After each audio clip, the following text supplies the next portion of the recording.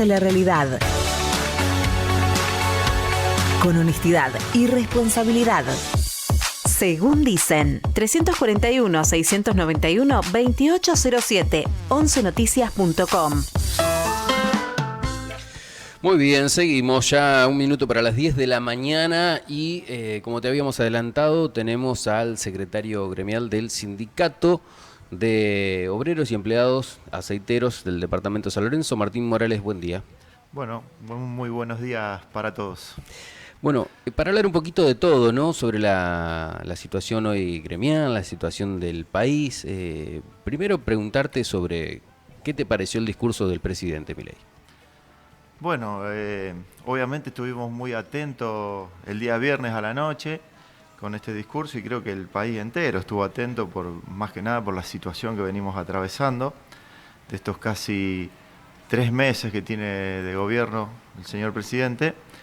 Y bueno, creo que dejó un sabor un poco amargo a la mayoría de los argentinos, debido a que esperábamos, después de tantas idas y venidas que tuvo el gobierno y que tuvo muy pocos consensos, yo creo que todos esperábamos que el gobierno mirara con otra cara y busque el consenso de los demás políticos, de la población, de la CGT, obviamente. Y bueno, creo que se vio todo lo contrario en el discurso que dio, ¿no? Que sigue estando en la misma y que apunta hacia el mismo camino. Uh-huh. ¿Vos creés que este pacto anunciado no habla de consenso, sino que muchos están hablando que este pacto se trata más de un apriete que una cuestión de consenso? Sí, claramente. Yo lo que vi, el pacto de mayo que propone, donde invita a los gobernadores, no los invita a negociar ni a conciliar. Para mí es un pacto de adhesión que quiere él tirar, o sea, lo llama a decir adhiéranse a mi política, porque en el medio habló también de que bueno, que el pacto es el 25 de mayo, que falta alrededor de 70 y pico de días, 80 casi, y en el medio habló de que va a mandar nuevamente a las cámaras, va por a lo mejor no en el formato de la ley ómnibus toda junta, las irá a separar por lo que dijo, y con respecto al DNU también, o sea, quiere la aprobación del DNU o algo muy parecido a la ley ómnibus, separada por lo que yo interpreté, pero digamos, es básicamente un apriete para decir, bueno, me firman esto y están dentro de la adhesión del pacto de mayo, ¿no? Sobre el apartado que hizo a los gremios, esta intención de intervenir, ¿no? Lo que es la democracia sindical, ¿crees que tiene por objetivo subyugar a las organizaciones o básicamente apuntó a los dirigentes históricos a nivel nacional? No, yo creo que lo que él apunta es, en cuanto a esto, primero venden muy bien el discurso que muchos de los gente del pueblo ha comprado del libertario, ¿no? Y de la anticasta, ¿no? Y en la anticasta en la casta mete él a políticos y muchos dirigentes sindicales, como decirte, apunta mucho a Moyano, a Daer, a Palazzo. Yo creo que al meterse en estas cuestiones sindicales, como ser la reelección, lo cual atentaría también, no es solo... Él dice las cosas de manera muy sencilla, pero no son tan a la ligera como se dice. Eso habría que hacer una modificación de la ley 23.551 de las asociaciones sindicales, no completa, pero parcial. O sea, esto no tiene que ser que a un señor se le ocurre hoy cambiar algunos puntos y sale, dice decreto y cambia una ley, ¿no?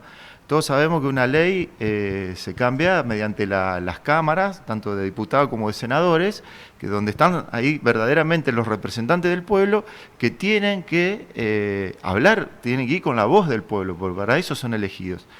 Entonces creo que con todo este discurso anticasta, lo que tienen que entender la gente del pueblo y los trabajadores en sí, que él no son medidas para la casta, sino que lo que él apunta es a meterse, controlar y manejar la organización de los trabajadores, porque es eso, no es tanto un apunte contra sindicatos o dirigentes sindicales. Yo lo veo como que él apunta a meterse en la organización de los trabajadores y de cierta manera controlarlos y poder tenerlos afines, o sea, tanto la reelección como también los convenios colectivos. Habló que los convenios individuales van a estar por encima de los convenios colectivos.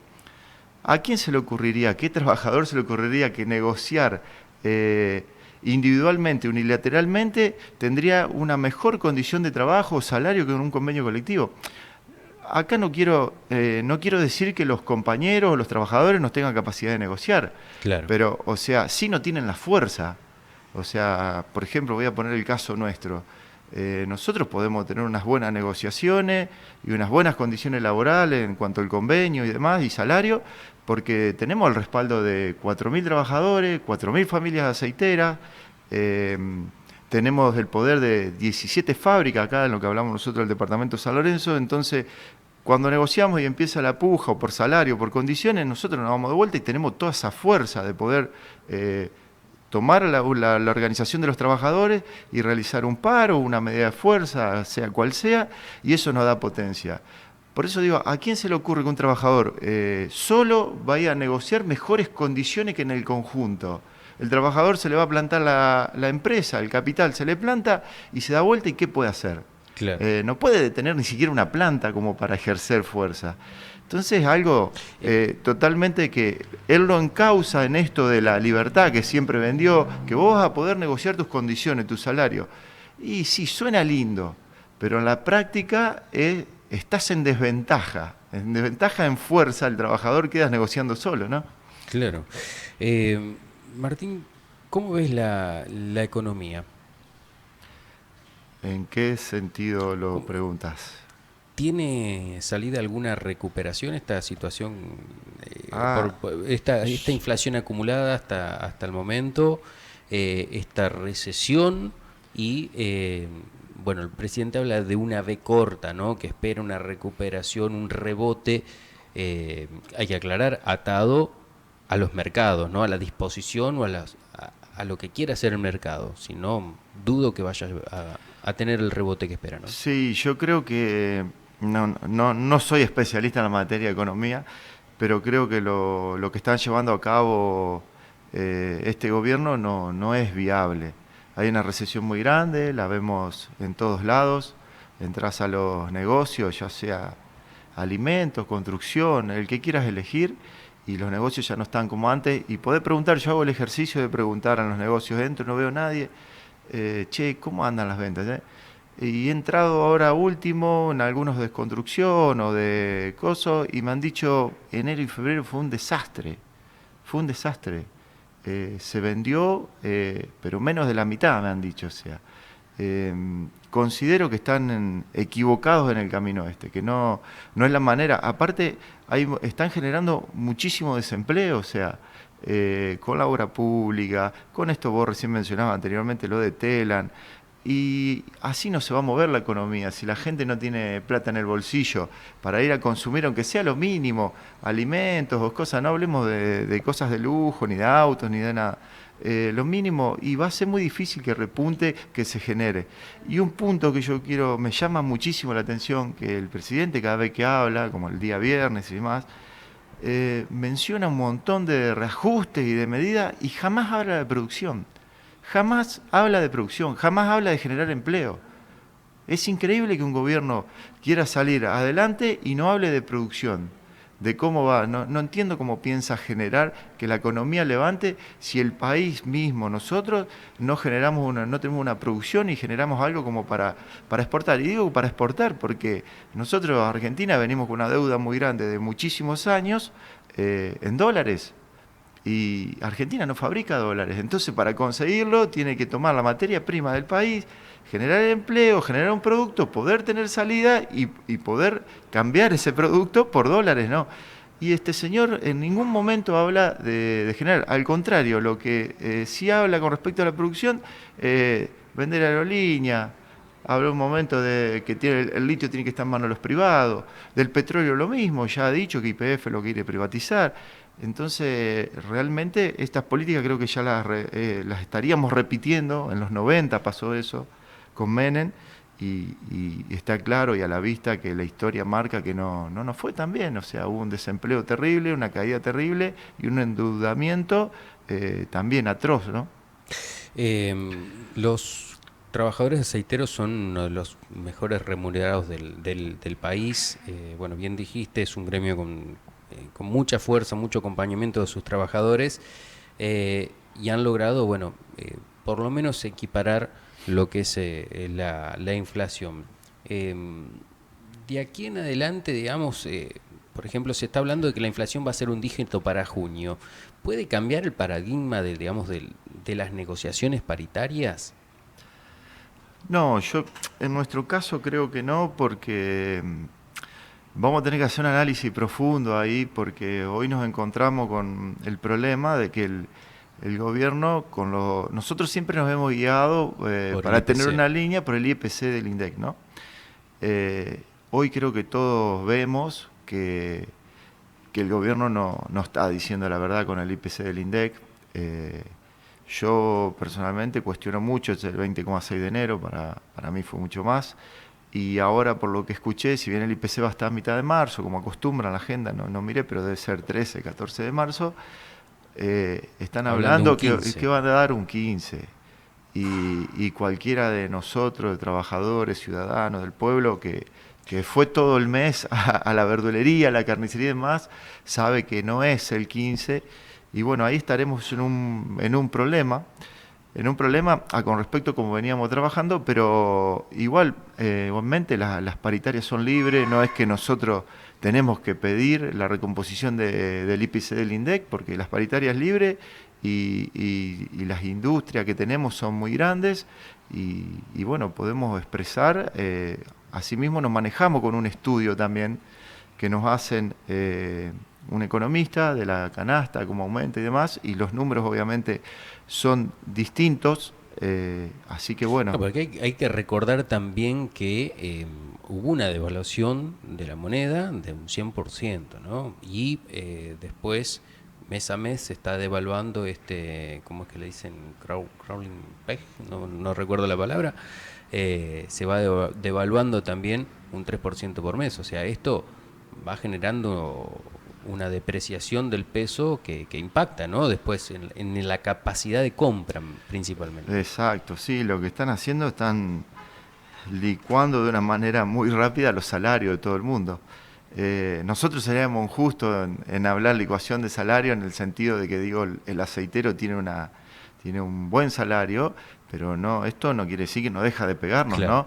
O sea, yo pienso muchas veces cómo le licuaron el salario a los empleados del Estado o los jubilados mismos, con la mínima, que ahora no sé en cuánto quedó, pero hasta hace muy poquito estaban 105.000 pesos, siendo que un jubilado... está 182.000 pesos. Es lo mismo, o sea... Sí, hoy. Si vos te pones a ver, tenemos que ver cuánto tiene de medicamento el jubilado, y si llega a tener un autito, ¿no? Si llega a tener un autito nomás, hoy los seguros andan alrededor de 40.000 pesos, el combustible ya sabemos lo que vale. Está siendo inviable cómo está llegando, el punto que está llegando la economía acá, ¿no? Martín, y la situación, digamos, ya se vuelve a hablar de impuesto a las ganancias. Se vuelve a hablar de que se enviaría un proyecto para tocar este tema en el Congreso Nacional con intención de, digamos, que sea una moneda de cambio con los gobernadores para poder avanzar con otras cuestiones. Ustedes han sido un gremio que hizo puntapié para que se quite el impuesto a las ganancias, todo esto terminó en una ley. Bueno, ¿cómo ves esta situación? ¿Qué ves hacia futuro? ¿Y cómo se van a parar frente a esto, no? Bueno, eso es un tema que ya lo venimos viendo y hablando, sobre todo con los compañeros de la federación también, ¿no? Y creo que lo vamos a tener que tratar a nivel, como se hizo en su momento, también con algunas otras actividades que los afecta. Es una vergüenza, realmente es una vergüenza lo que hace. O sea, todos recordamos, nosotros más los aceiteros, es un reclamo histórico que teníamos ganancia, luego de que nos pudimos acercar, en principio con Sergio Massa, cuando era presidente de la Cámara, luego nos desviaron con Michel, con AFIC, recordando un poco la historia, que conseguimos primero aquellas resoluciones que nadie creía que iba a suceder, nadie creía, le daba crédito. Y logramos un alivio en ese momento, ¿no? Con con las resoluciones, donde dejamos exento el turno y algunos otros puntos más, que fue un gran alivio. Y después, bueno, cuando vino que retiraron el impuesto a la ganancia, aprobado por toda la Cámara, y verlo a este señor Milei votando, diciendo que está a favor, porque él está a favor a bajar los impuestos, claro, y que él se corta el brazo antes de agregar un impuesto, verdaderamente esto cae muy mal, le saca muchísima credibilidad al señor presidente, porque parece que está de moda prometer cosas en campaña y después hago lo que quiero, o sea, realmente deja mucho que desear. Nosotros en cuanto a eso sabemos qué es lo que vamos a hacer, o sea, vamos a dar batalla, no tenemos otra opción. La vez que tuvimos la exención del impuesto a las ganancias, casi en su totalidad, porque quedó, bueno, todos sabemos, depende del mínimo no imponible, los 15 salarios mínimo vital, claro, y móvil y demás, que ahora lo movieron un poquito, lo cual nos ayuda. No, sabemos que tenemos que dar batalla, no podemos quedar de brazos cruzados. Alguien lo va a tener que pagar el impuesto a la ganancia y no los trabajadores. Si el gobierno no lo quiere ceder, o las provincias, quien sea, y bueno, se tendrán que hacer cargo las fábricas, iremos por esa, pero no podemos volver a poner este impuesto atroz, injusto al bolsillo de los trabajadores. Es algo inconcebible y siempre lo fue, que el trabajador tenga que pagar por trabajar. O sea, es totalmente una locura. Como siempre se dijo, fue el eslogan, por ejemplo, de Sergio Massa, desde el principio de su carrera, siempre lo escuchamos a Sergio que decía, el salario no es ganancia. Después, bueno, lo demostró cuando llevó el proyecto a las cámaras, pero es algo que vamos a tener que dar batalla y seguramente nos tendremos que juntar y también charlarlo mucho con las demás actividades que también lo afectan, ¿no? Martín, te agradecemos muchísimo el tiempo y haber pasado aquí por Según Dicen. Muchas gracias. No, bueno, muchas gracias a ustedes por el espacio y bueno, un saludo a toda la audiencia. Bueno, quédate porque ya viene Marcos Carballo que está de Exteriores. Enseguida vamos con más información. Te informamos con rigor y objetividad.